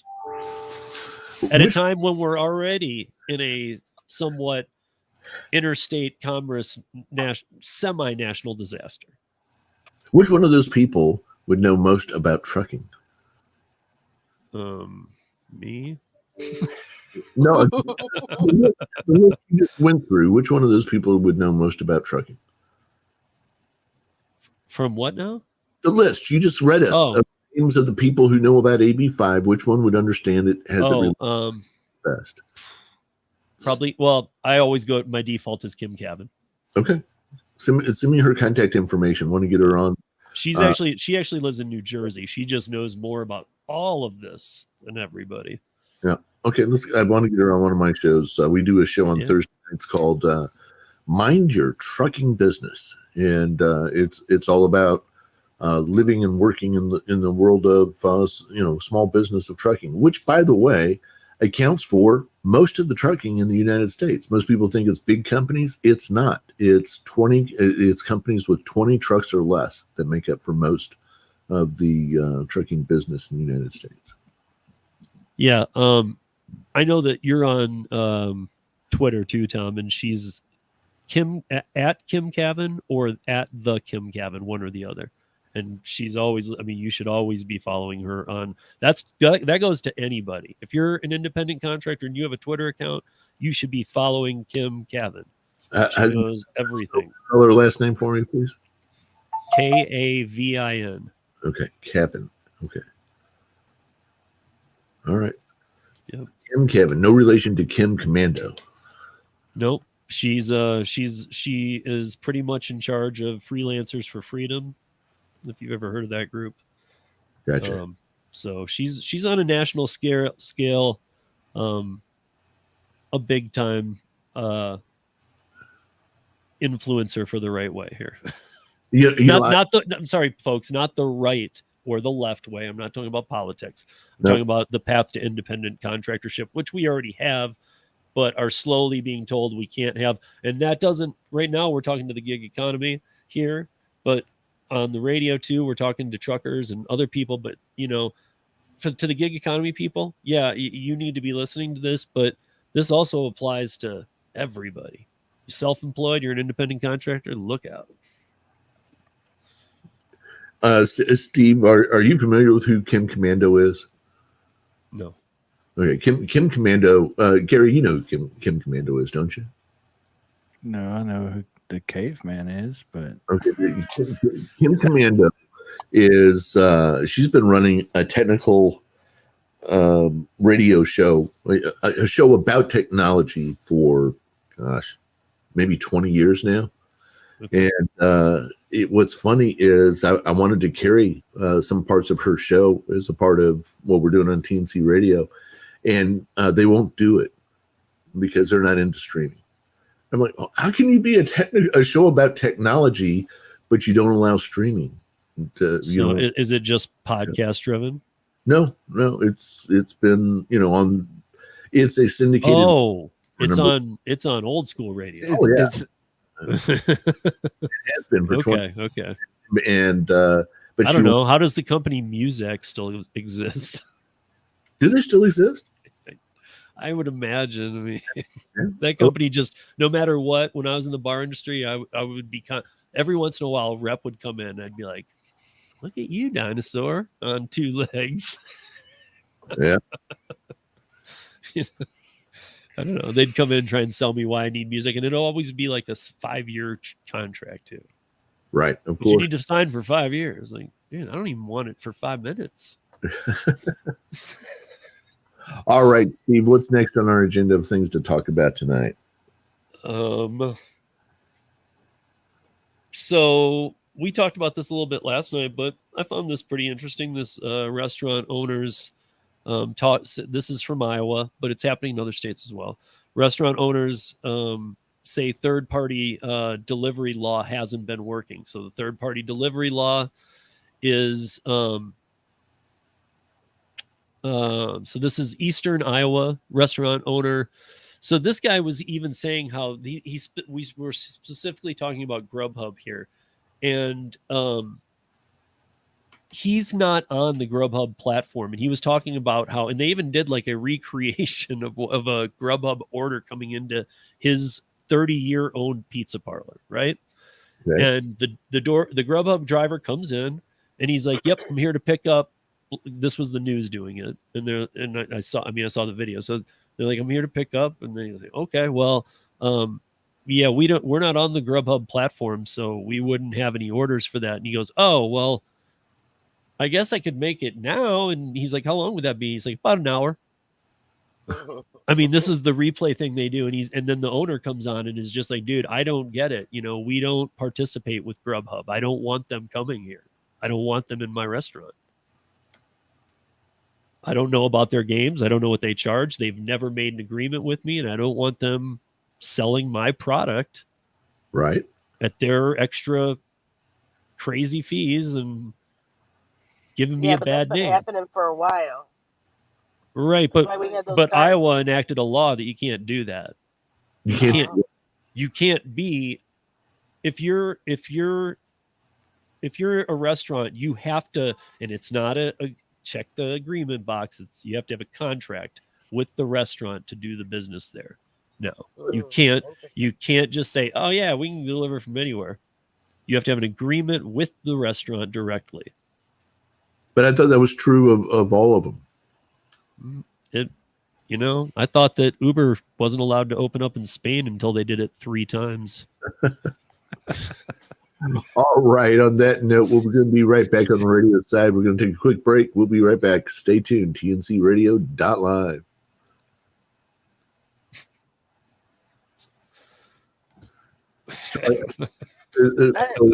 Iowa has a law that says you have to have. I mean, I just thought that was the way it was everywhere. That you. No, here, let me see if I can put it in the chat because it's got a video to go with it. That's why they gave us those cards, DoorDash and stuff, and they told us. I remember when they gave us the cards, and they said that over their name, they wanted us to put tape over it. So when we used it, they didn't know we were from Uber or DoorDash or whatever. They wanted us to put the tape over the name. See, the only thing I can think of is the restaurants. They don't want the bad press from it, or the bad reviews if something goes wrong with the delivery or it takes too long. Because I mean, other than that, why would you ever turn down any money for your business? For whatever reason, man, it's your business. Well, I just from a business standpoint, though, that makes no sense. If you're selling I think that you want to sell as many as you can because you staff properly, because you do things. I mean, I've run restaurants. I mean, I don't want on a Friday night when I'm selling a ton of booze, I don't want my food to go through the roof. I only got one cook on. Not yeah, four. but okay, here's the thing though. If say you're running a restaurant, 2 buses show up, are you going to turn them away? No. But I mean, this is not 2 buses showing up. This is a constant feed of people. And there's no way to get margins on it. That makes your food costs go way out of hand. There's a lot of reasons. I would want an agreement. I would let them do the business. I mean, I'm not saying that agreement. not to get agreement. I'm just saying that it's my business. Don't be reselling my stuff for more money. So you would rather them get an agreement and take 30% instead of you getting 100%? I'd like to know that it's that 30%. Well, I mean, I don't want. Look, I just put the article in the chat, Tom. If you can play that, it's a video, but if you could play it when we come back. Yeah, but they were also getting a lot of bad reviews. Like I said, I get the reviews part, but I don't get it from the business part of it. I get the reviews. Don't get me wrong. I get the reviews. But if my job is to sell hot dogs, I want to sell as many. I don't care who buys them. Okay, but if your job is to run a 6,000 square foot restaurant or tavern / meaning you'll have a limited food menu and you only have to do 20% by state's law. You have a tavern license attached with a liquor license, and you totally staff your kitchen based on exactly what you've learned over 5 years. Payroll is what ends businesses. Payroll kills businesses. Right, but here's the thing: if you're not staffed right, people start saying you don't get your food there in time. I hate it. The people that come are waiting for all the Grubhub orders to get out of the way. I'm not saying it's wrong, but there's a lot of reasons. Let me talk. You're a little fiery tonight, man. He is. Well, it's because we talked about the truckers. Tom should. I know you're a little fiery. Do you need a break? Probably. What I'm getting at is I've picked up for restaurants that are completely empty that do not want the Grubhub order. Like completely empty. Yeah. Like, why would you not want that? If you're completely empty, you need the money. Yeah, I get it from both ways. I get what you're saying. I also get this is people's businesses. Like what I said, Tom, this is his pizza business. He's run it for a lot of years. This is his, and Grubhub shows up and wants orders that A, aren't even phoned into him. B, doesn't even have any kind of system with them. Right. Yeah. If your business is booming, I could see why it would be an issue. But not every business is booming, and not every time you get a Grubhub order is it at an inconvenient time. Okay, but now you're saying, like, let's base it on the volume and dollars that the place makes. It's it either has to be a rule or not. I think people should have to. No, I'm not saying they're not rule. I'm saying I'm talking business standpoint here, not rules, not laws. I'm saying from a business point, if I was running a business and say I'm slow from 2 to 4, just as an example, if I'm getting Grubhub orders, I'm not going to complain. Well, so here we go in 9 seconds.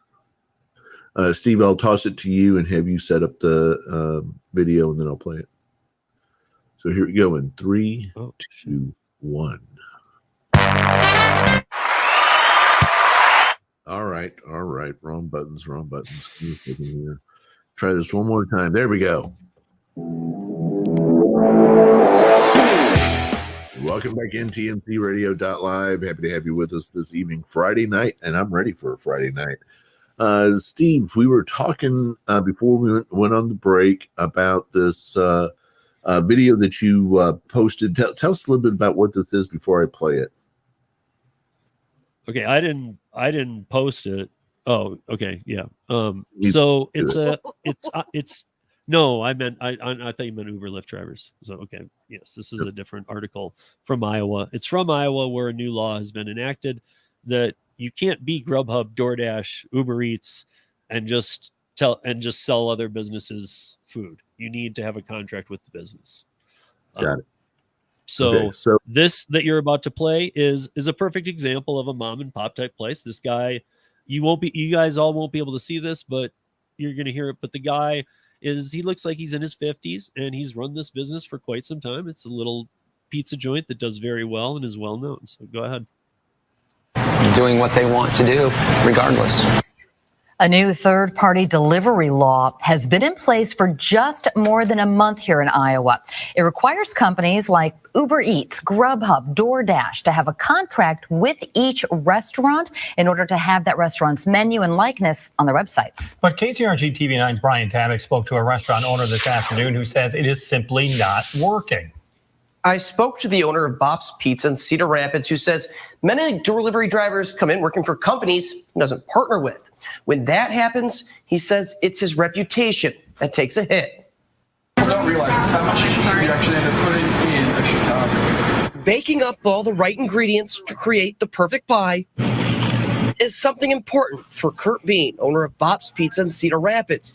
But time and time again, he says his pizzas are illegally showing up on delivery companies' websites, leaving him feeling burnt. 1 hour. So are we doing this or not? Too much. Too much? All right then. When the drivers come here, we found that many of the drivers expect the orders to be ready when in fact it's never been placed because we don't partner with them. The Iowa Restaurant Association says business owners can report these companies to the Iowa Attorney General's office under the Consumer Complaints section. Restaurants can also file civil lawsuits, but according to a spokesperson, they aren't aware of any happening yet. I don't think the customers realize that we don't do business with Grubhub and that they're probably going to end up waiting longer than they would if they went through who we partner with. The frustration doesn't stop with the restaurant owner. It's a lose-lose either way. Brian Meyer has been delivering for DoorDash for 3 years. He says over the last month, companies have refused to fill his orders. Customers get upset. They have a right to be. But that comes back to miscommunication between the business and DoorDash. The Iowa Restaurant Association says the kinks are still being worked out.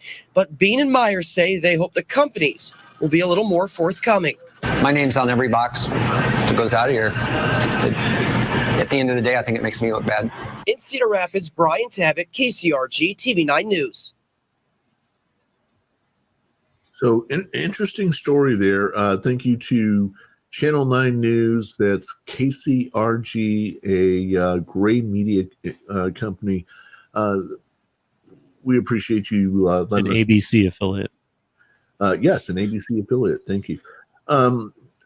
So yeah, this law. First of all, is this law a good idea? I mean, that's what to the radio listeners. That's what we were having a little chat.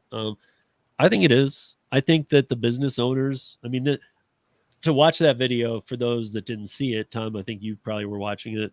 You know that you can feel for the guy. I mean, this is his business. He gets to make his business decisions. Nobody should be overpricing his stuff when he is branded in that city and known, and his prices are known. And if you listened carefully, you even heard, I don't need Grubhub in here when I already have delivery.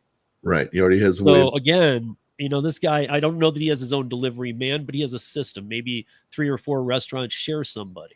Maybe. Who knows? But my point is he's got something in place. He doesn't want them. Right. Okay, so, from the other side of the train tracks here, if somebody walks in and orders 100 pizzas, for example, just in an example here, and then goes and resells them, is he going to throw a fit and sue them as well?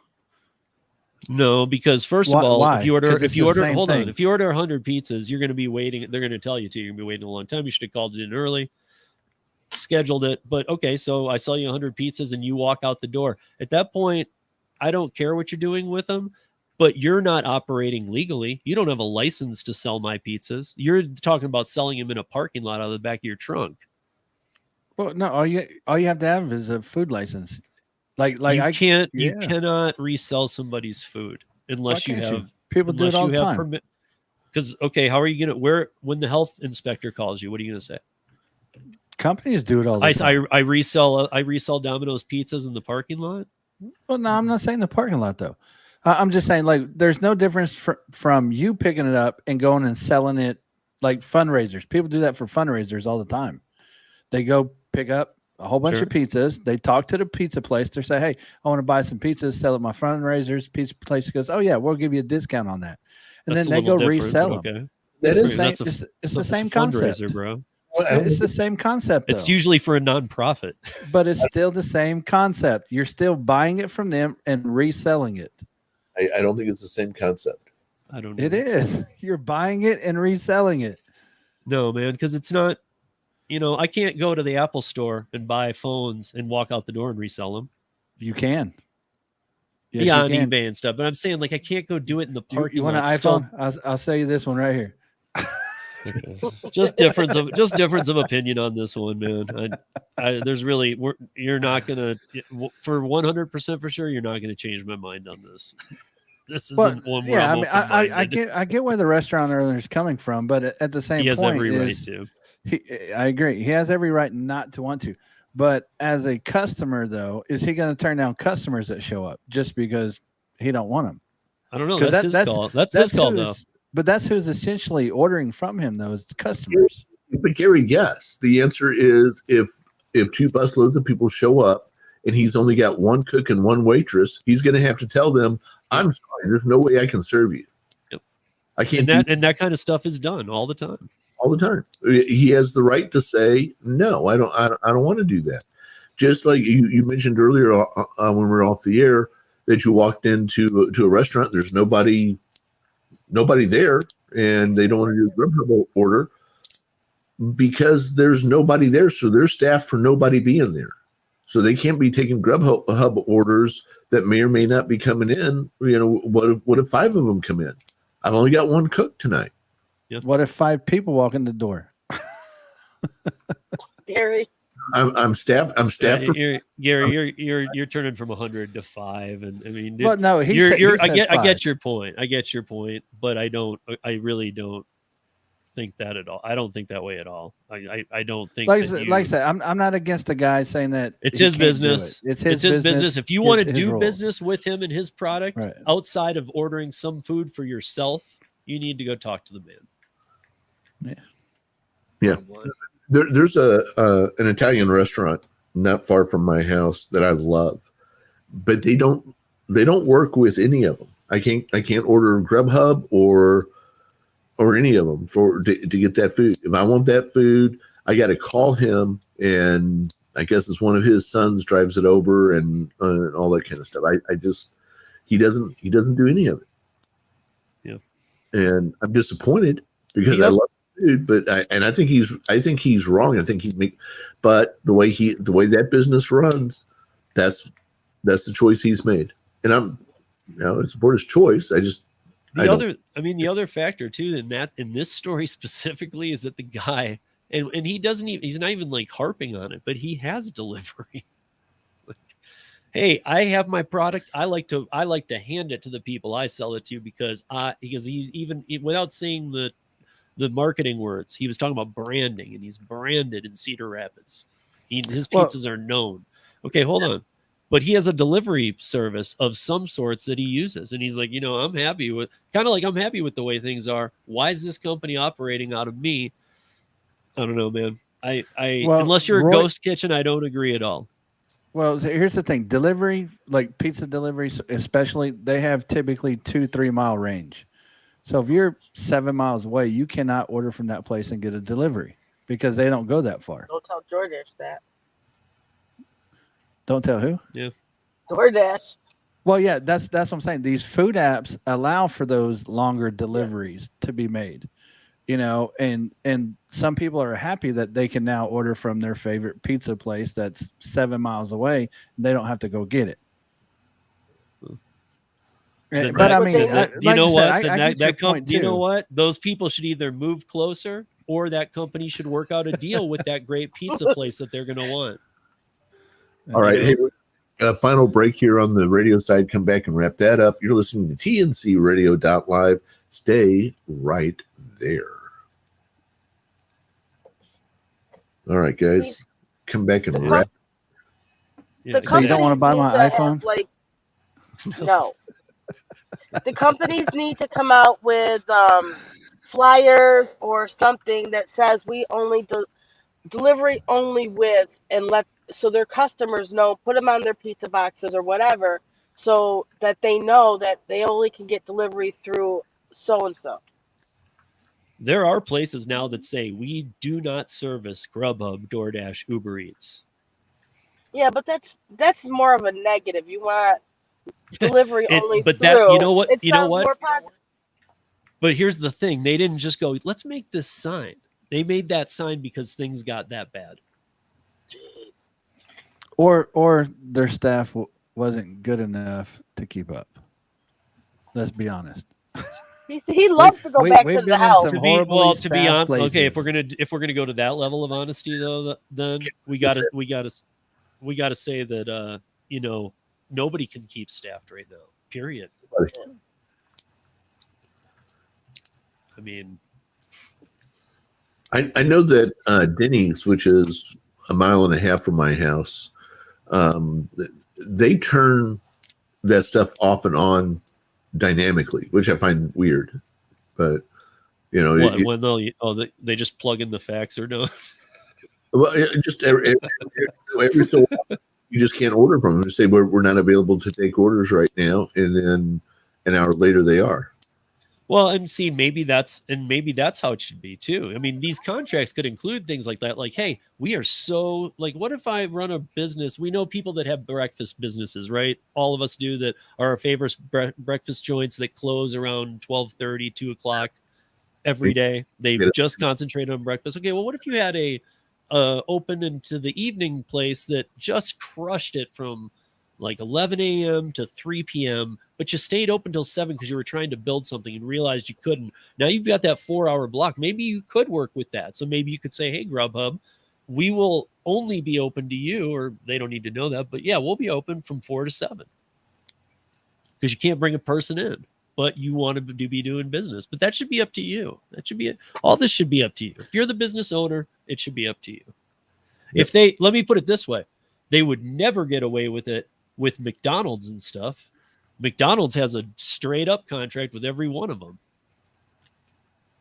Well, yeah, but they're a major brand, and they realize that they can make a lot of money off of it. Like McDonald's runs a real business. So does the pizza guy in Cedar Rapids. I think everybody does, Gary. Yeah. They sell something, they run a business. After 9 p.m., which if the ice cream machine is broken. What's that about? Wait, what? They don't want to have to clean it later. Yeah, right. Their ice cream machine's always down. Yeah, mine's not. Yeah, anytime after 9 p.m., McDonald's is broken. Yeah. They don't have to clean them again after close. Late night. Yeah. TFB. Or one of them just breaks it intentionally. Like, dude, nope. I think they did. It just broke, man. We got parts of this. I don't know what to do with these parts, man. I don't know. All right, I'm going to come back. We're going to have just a minute or two left. I'm going to go to each of you and ask you about how people can hear more about you and all that kind of good stuff. So, about 30 seconds out.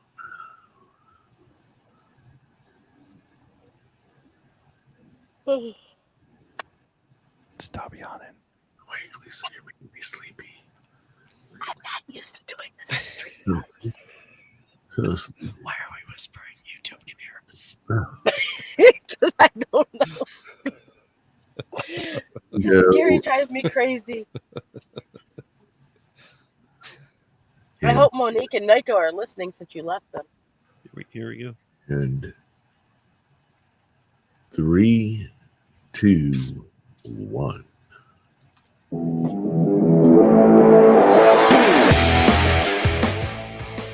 Welcome back in. Final segment here. We're going to wrap things up here on TNC Radio.live Driver Nation. Let's go around the horn here real quick. Gary, if I wanted to get some of Gary's apps, where could I possibly go to do that? What kind of apps do you have, Gary? Well, I got driver utility helper apps. They help, automate, and I just went mind blank. Your apps. Gary'sApps.com. There you go. So they're utility apps that help automate and filter out your rideshare and delivery requests, so that way you're more focused on safety and not watching your phone while you're driving. All the things that we complain about when other people are sitting in front of us at a red light, like, hey, get off your phone. Well, my apps help you stay off your phone. There you go. You can find them all at Gary'sApps.com. Gary'sApps.com. But you can also set a bunch of other filters to the people that don't know. You can set all kinds of filters. It is safety. And that's awesome. I'm glad it's his first priority, but it does a lot more, dude. Plug it all. How do people find your stuff? Rideshare Lisa. Yeah, I have the YouTube channel Rideshare Lisa, and I'm also on Instagram. Yeah.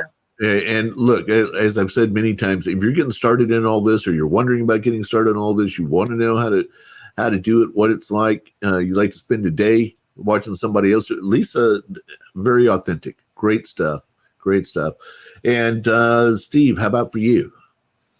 Yeah, UberLiftDrivers.com. You can find everything, but you can also find Rideshare Rodeo podcast on all podcast apps, Spotify, Pandora, Google, you name them.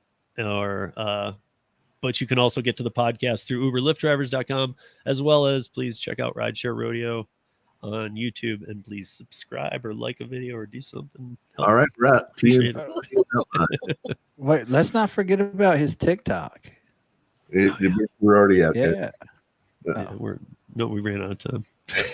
He never mentions that. He's like, click, bye. We get to the top of the hour. It's the top of the hour. Nothing I can do about it. See, that's how we should end it, Steve, when we do YouTube. Click. Just end that. Don't even let no last words. Or Springer's final thoughts. Well, it throws me off because I'm watching the timer up there, and I know it's 2 hours long. The timer says 1:52. We started a little late. Yeah, and so that throws me off. This was a surprise. No, we did it last week. Well, for me, it was. You just made Tom's case. It was new for me. Okay. I got my laundry and everything. I'm ready to do this and talking to Tom, and then all of a sudden I hear, Steve, you got the link? Whatever. All right, guys. Thank you so much. I appreciate it. Good show. And hopefully our audience enjoyed it as well. Thank you, all of you who are listening and watching us on YouTube. Appreciate you as well. Special shout out to Hey Ho Studios. Hey Ho. Yeah, check that out too. And so I am ready to call it a Friday. Going to go pour a small drink. Small drink. Steve needs one too. He's kind of small fiery. drink and a big glass. No, I'm good, man. Honestly, Tom and I can really. If Tom and I spent an hour, I would be afraid to like have somebody say, "Okay, Tom, Steve, talk about AB5 in this room for an hour or for 3 hours." By the end, we would just the first person to come near us would be attacked. Yeah. I'm going to go hit my dog. So, you guys, if you haven't already, please go check out tncradio.live. It runs 24/7. It's got music. It's got shows. It's got all kinds of things. It's got an app. You don't want to miss it. Is it this Sunday or is it next Sunday? I think it's next Sunday for the Game of Thrones. Yeah. Did you guys haven't seen the video yet? Let me play the video here for you. there a way to play? Oh wait, you can't play the video. I'll get. I don't want to get in trouble. Yeah, he'll get in trouble for that. It's already on YouTube. It's not copyrighted. Yeah, I can't do it though. I'll get a strike on me. If I play a video, close. get a strike on you. Yes, especially an HBO video. It's not an HBO video. It's one that's, I know. Yeah, I can't. We got to be careful. Like even two friends that I know re-streaming each other's stuff, and they got in trouble. You gotta, like when we did the Tremaine movie. Tremaine had to what's called whitelist. He had to whitelist my channel so that I didn't get a strike. Huh. All right. Well, in that case, go to while you're there on YouTube right now. Go to tncradio.live's channel and click on the first video that's there. Yep. And that's. Well, I was trying to get you to tell everybody what it was. Yeah. So, Child? so yeah, it's all good stuff. With Dragons and Football every Sunday night, 7 p.m. Eastern Time. We're going to be talking about the new Game of Thrones spinoff show called House of the Dragon. This is going to be House of the Driver. So it's going to be 7 p.m. Eastern Time. Do check out the video on tncradio.live's YouTube channel, which, by the way, is going to be heavily populated here in the next week or two. So, nice. See all sorts of stuff out there on YouTube about to explode. Yeah, I'm subscribed to his channel, and I kept getting alerts today. It was like new video, new video, new video, new video. they're getting popped up there. So, have you seen the new video from the Dragon? Which one, from HBO or the one that you posted? The one that we have out there about our new show. No, I have not. That's why I was asking you about it. Yeah, I've seen it on there. Yeah, check it out. It will be fun. Yeah, Tom, you should just whitelist my channel. I don't know how to do it. Tremaine does. I'll ask him. But you should just whitelist it because then we can play whatever content off yours as you do stuff. Okay, sounds good. And I mean, I can probably do the same. I need to figure out. I don't even know how to do it. I have no clue. But I will figure it out. Okay. All right, guys. Thanks, everybody. Thanks for joining us. Yeah. Okay, see you later. We are out of here. Yep. We're not out of here yet, though. I'm going to play my outro song. Did you like my